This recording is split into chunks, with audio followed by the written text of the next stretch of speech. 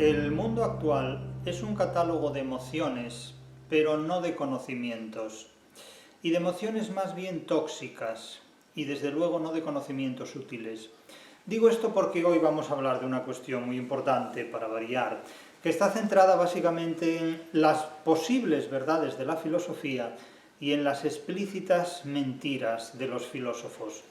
Lo que realmente parece sorprendente es que tengamos que sentar en el banquillo a la filosofía precisamente para cuestionar las presuntas cualidades de las que habitualmente la filosofía se ha jactado, al menos históricamente, no solo habitualmente, la filosofía se ha jactado como una demostración de libertad del ser humano, de dignificación del conocimiento humano, etcétera, etcétera, porque en muchos casos vemos que la filosofía está muy lejos de cumplir estas promesas que falsamente promete. Y digo todo esto en relación con un texto, una cita, que ha circulado recientemente en diferentes medios de Gilles Deleuze, de este filósofo francés o sofista francés, según se vea en la filosofía una forma excéntrica de ejercer la sofística o no. Y vamos a citar inicialmente este texto y después ustedes me dirán si realmente este texto es un texto filosófico o es un texto sofista, porque el gran problema al que se enfrenta en muchos aspectos la filosofía es que es indiscernible de la sofística. Vamos a leer el texto de Gilles Deleuze y procedente este texto de su libro Nietzsche y la filosofía. Y luego, insisto, me dirán ustedes si esto es filosofía o es sofística o qué es, porque a mi juicio es pura sofística. Cito a Deleuze. Cuando alguien pregunta para qué sirve la filosofía, dice Deleuze, la respuesta debe ser agresiva, ya que la pregunta se tiene por irónica y mordaz. Bien. La filosofía, dice Deleuze, no sirve ni al Estado ni a la Iglesia, que tienen otras preocupaciones. No sirve a ningún poder establecido, dice Deleuze. Claro, yo aquí ya me parto de risa, pero vamos a seguir leyendo. La filosofía sirve para entristecer. Esto dice Deleuze. Una filosofía que no entristece o no contraría a nadie no es una filosofía. Sirve para detestar la estupidez. Hace de la estupidez una cosa vergonzosa. En fin, hacer del pensamiento algo agresivo, activo y afirmativo. Hacer hombres libres, es decir, hombres que no confundan los fines de la cultura con el provecho del Estado, la moral o la religión.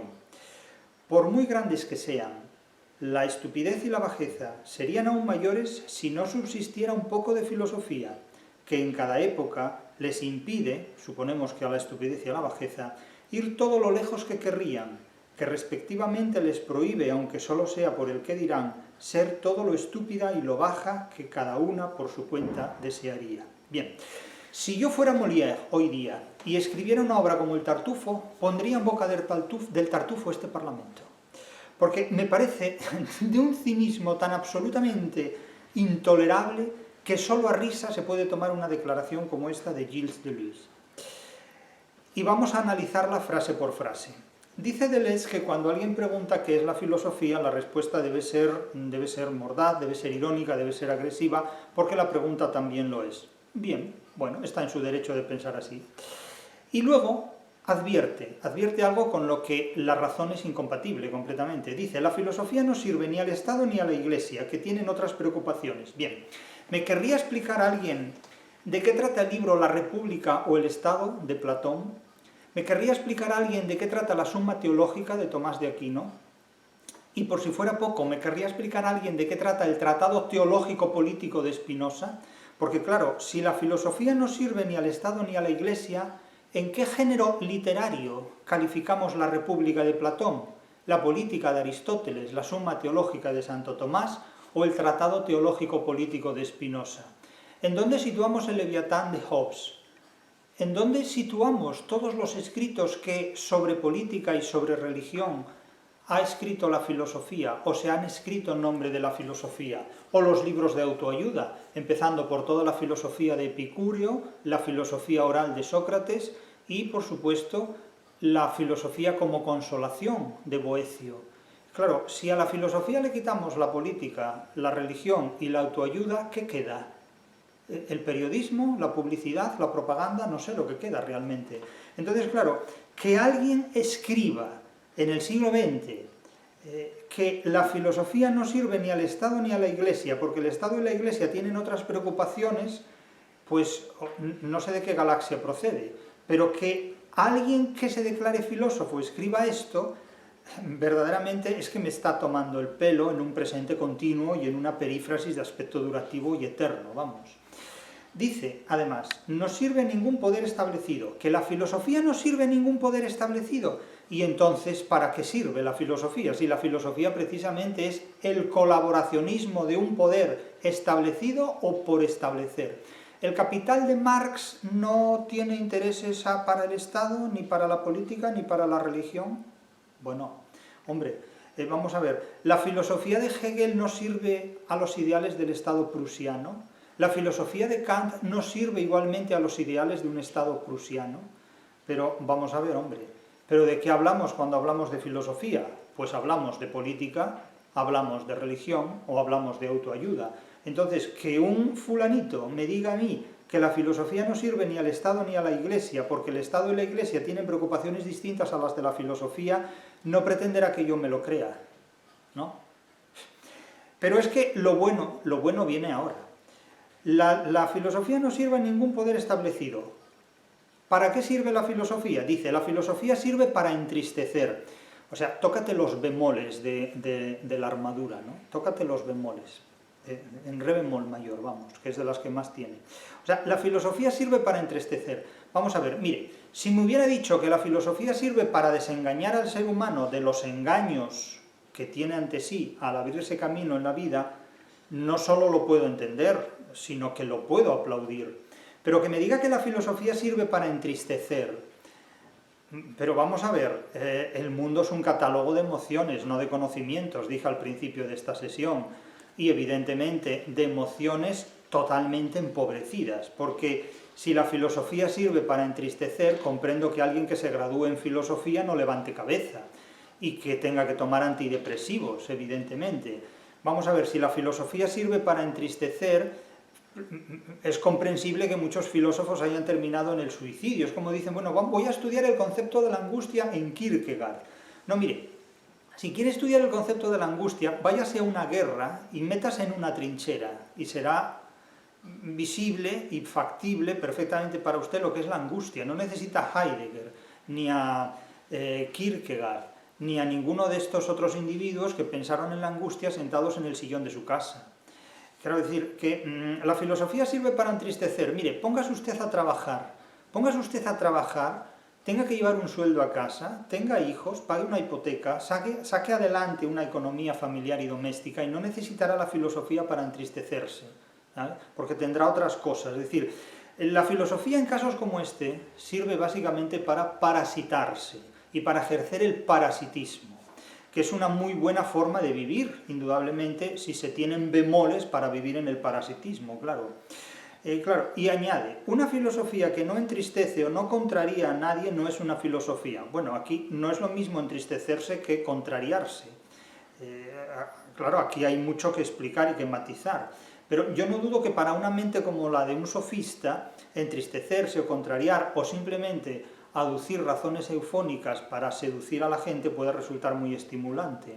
Sirve para detestar la estupidez. Dicen, bueno, para detestar la estupidez también sirve una estupidez de naturaleza diferente. Es decir, los estúpidos no se aman necesariamente entre sí, porque hay diferentes géneros de estupidez, muchos de ellos incompatibles entre sí. Hace de la estupidez una cosa vergonzosa, ¿o no? Es que depende. Porque claro, ¿de qué filosofía hablamos cuando hablamos de filosofía? Hablamos de la filosofía de Kierkegaard, hablamos de la de Platón, hablamos de la de Tomás de Aquino, hablamos de la de Jean-Paul Sartre, hablamos de la de Carlos Marx, hablamos de la de Javier Zubiri, hablamos de la de Gustavo Bueno, hablamos de la de Kant. ¿De qué filosofía hablamos cuando hablamos? Incluso se ha dicho que todos somos filósofos. Entonces, si todos somos filósofos, hay una filosofía distinta para cada persona. Claro, la cuestión es que la mayor parte de los filósofos no tienen ninguna idea clara y distinta, no tienen ninguna idea definida de lo que es la filosofía. Y entonces la filosofía es un conjunto de ocurrencias. ¿Sobre qué? Pues sobre política, sobre religión y sobre autoayuda, que son los lugares comunes en los que todo el mundo va a beber y a comer, en definitiva, de los que todo el mundo se alimenta. Entonces, si alguien quiere hacerse famoso con filosofía, tendrá que hablar de religión, de política y de autoayuda, porque son los espacios en los que la visibilidad de la filosofía resulta más diáfana. En el mundo antiguo y sobre todo hasta la Edad Moderna, la filosofía es básicamente religión. Y de hecho los libros de filosofía hablan de religión, hablan de Dios, hablan de la metafísica. En las edades ya más moderna y contemporánea, la política ocupa el lugar que tradicionalmente tenía la religión. Y los políticos reemplazan a los dioses de los tiempos pretéritos, en definitiva. De tal forma que, claro, aunque Deleuze no hace referencia en absoluto a ninguno de estos puntos y tiene la inmensa cara dura de afirmar que la filosofía no sirve ni al Estado ni a la Iglesia, claro, yo no sé qué ha leído de filosofía Deleuze, pero es que verdaderamente la Summa de Santo Tomás no sé por dónde se la ha pasado, la Política de Aristóteles, la República de Platón, el Tratado Teológico Político de Spinoza.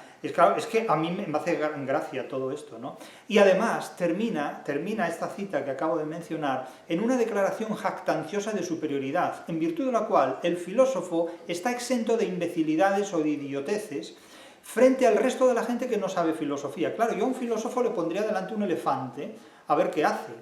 Y claro, dirá que hay una filosofía de los elefantes. Bien, pero es que yo prefiero en todo caso tener a un veterinario que me hable del elefante o a un biólogo que no a un filósofo. Porque lo que el filósofo sabe del elefante es lo mismo que yo.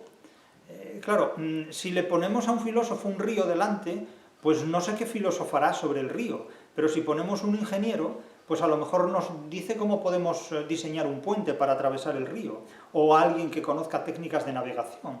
Pero si le ponemos a alguien un piano, pues a lo mejor filosofa sobre el piano, pero si ponemos a un pianista delante de un piano, pues probablemente nos interpretará algo que responda a las capacidades que tenga ese pianista para manipular el instrumento. Pero claro, me hace muchísima gracia que aquí alguien declare que la filosofía es un saber superior a todos los demás, o es una forma superior de ser inteligente en el mundo, cuando además el que afirma esto dice que la filosofía no sirve ni al Estado ni a la Iglesia. Claro, es que este tipo de sofismas que han usurpado modernamente el papel de la filosofía, son tan comunes que tienen como objetivo básicamente hacer ver al lector que cuando alguien como lector lee este texto está exento de la imbecilidad. Es decir, estos textos provocan una especie de efecto narcisista en el lector, el efecto espejo, en virtud del cual el texto se comporta como un espejo ante el lector que refleja una imagen totalmente idealizada de ese lector, haciéndole creer que en este mundo hay imbéciles e inteligentes y que el lector forma parte del grupo de los inteligentes, cuando lo más probable es que sea un imbécil. Es decir, que este tipo de textos, que están muy presentes en casi todos los filósofos, dicho sea de paso, están muy presentes en los ensayos de Montaigne, están muy presentes en todo lo que escribió Ortega y Gasset, y están muy presentes en todos los sofistas. El sofista escribe para hacer creer al lector que lo lee que él es una persona de inteligencia superior y diferente a la de todos los demás, que los demás son tontos y que él, por el hecho mismo de leer un texto de esta naturaleza, dispone de una inteligencia privilegiada y dispone de una actitud ante la vida que le hace formar parte de una minoría selecta, no de una masa adocenada. Este es el secreto, sobre todo, del magnetismo y del narcisismo que desprenden los textos de Ortega y Gasset, que hace creer a quien lee al propio Ortega y Gasset que ese lector forma parte de la minoría selecta y que los demás son masa adocenada. Lo mismo le ocurre a Deleuze en este escrito y a muchos otros.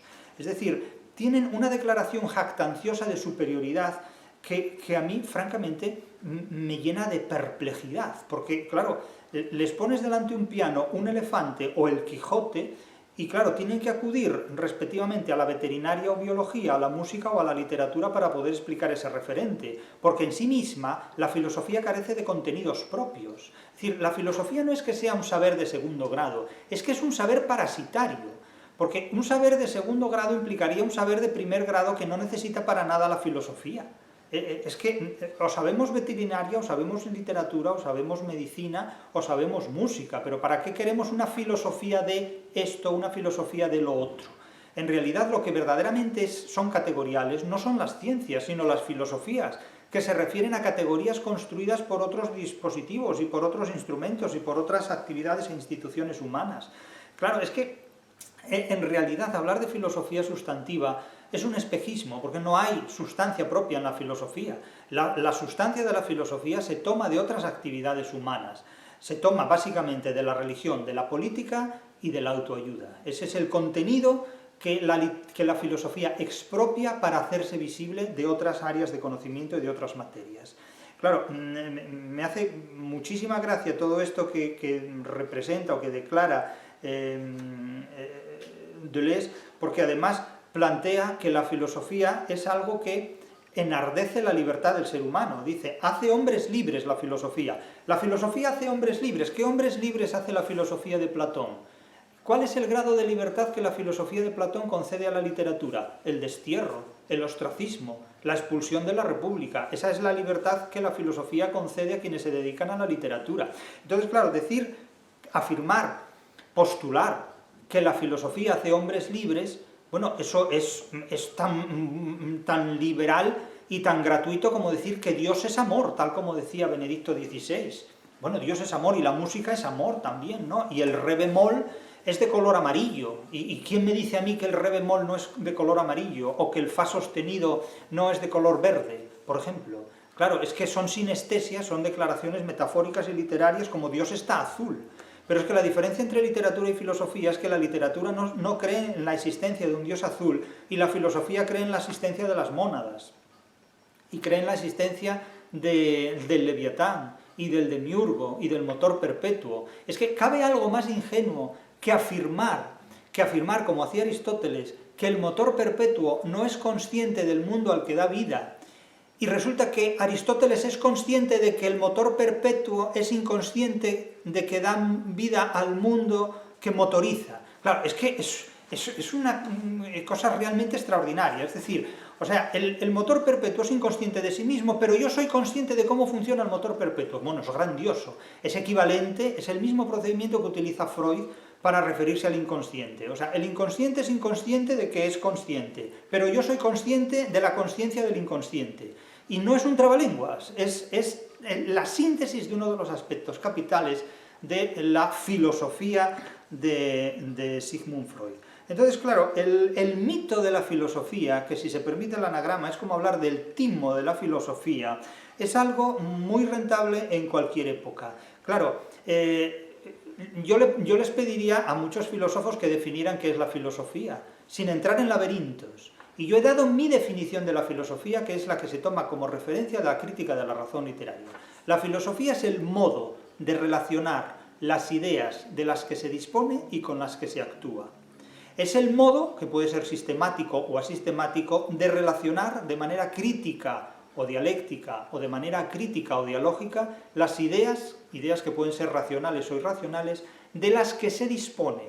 Se dispone con conocimientos científicos o sin conocimientos científicos, y con las que se actúa. Con las que se actúa materialmente, es decir, con ejecuciones y operaciones materiales, o idealmente, es decir, fantaseando. Entonces, claro, hay filosofías que tienen un modo completamente acrítico de relacionar ideas irracionales y de relacionarlas además acríticamente y asistemáticamente y de fantasearlas todas, porque la utopía de Tomás Moro es una filosofía que no es política, ¿verdad? Claro. El Capital de Marx es una filosofía que no es política y es materialista, ¿verdad? O sea, es una filosofía materialista la que nos conduce a un paraíso, sea del tipo que sea, anarcocapitalista o socialista o del tipo que sea. Claro, o sea que la filosofía no sirve ni al Estado ni a la Iglesia, pero si solo ha servido al Estado y a la Iglesia, si son sus únicos amos, el Estado y la Iglesia, y cuando el Estado le da por el saco y la Iglesia la desprecia, entonces busca la autoayuda, es decir, Epicuro, el huerto, y formar una especie de feligresía conventual donde todos hacemos una terapia gregaria y gremial y somos superiores a los demás.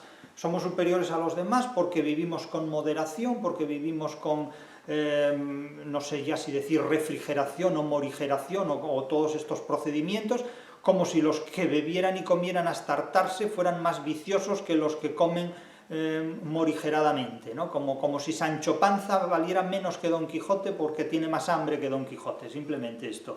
Entonces, claro, Es un idealismo y es un engreimiento que a mí, francamente, me sorprende. Me sorprende. Y lo que me sorprende es que a muchos filósofos no les sorprenda la invisibilidad de los errores de los que participan, porque por un lado predican un repertorio de virtudes y por otro lado no saben cuál es su filosofía.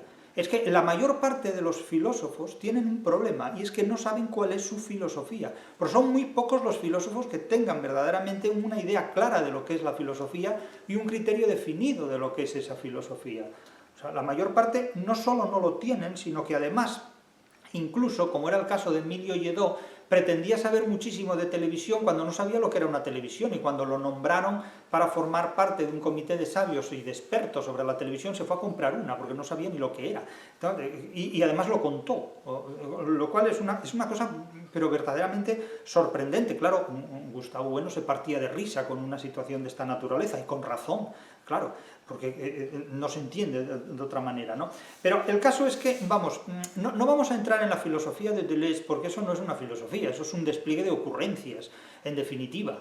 Pero claro, si tomamos como referencia cualquier manual de filosofía o leemos las diferentes obras de la filosofía de Deleuze, vemos que lo que plantea es tan interesante o tan útil como lo contrario, como lo que niega. Entonces, él en un momento habla del concepto de diferencia y dice que rechaza la idea de diferencia fija y sostiene una idea de diferencia basada en la inestabilidad y en el cambio. Dicen, bueno, me parece muy bien, pero es que lo contrario es igualmente interesante. Es decir, podemos jugar a ser Heráclito y podemos jugar a ser Parménides en el siglo XXI o en el siglo X antes de nuestra era. Pero si da lo mismo. Después combate el antiesencialismo. Dice que, bueno, critica las nociones de esencia y de unidad. Bueno, y puedes criticar también las nociones de accidente y de diferencia. Y es tan divertido lo uno como lo otro, y con eso montas un seminario en la Sorbona o en el Polo Norte y quedas como Dios, sin ningún tipo de problema. Luego, claro, todos conocen el libro de las 1000 mesetas, de 1980, el rizoma. Muy bien, el rizoma. El rizoma es una forma de organizar los conocimientos que no responde a jerarquías unilaterales o monistas, sino que más bien es una distribución abierta, libérrima, es como un laberinto cúbico, ¿no?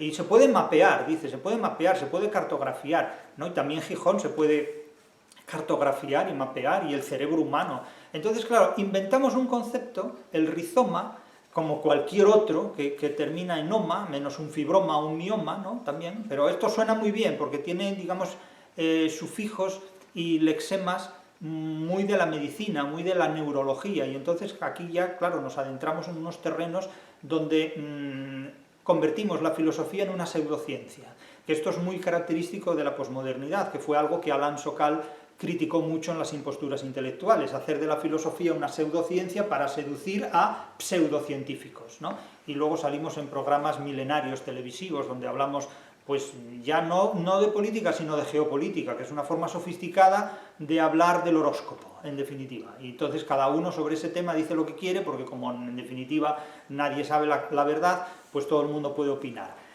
Bien, genial. Entonces el rizoma, que es en definitiva lo mismo que Platón plantea en el Sofista, al hablar de la simploqué, es decir, es una relación de conocimientos, ni más ni menos que eso.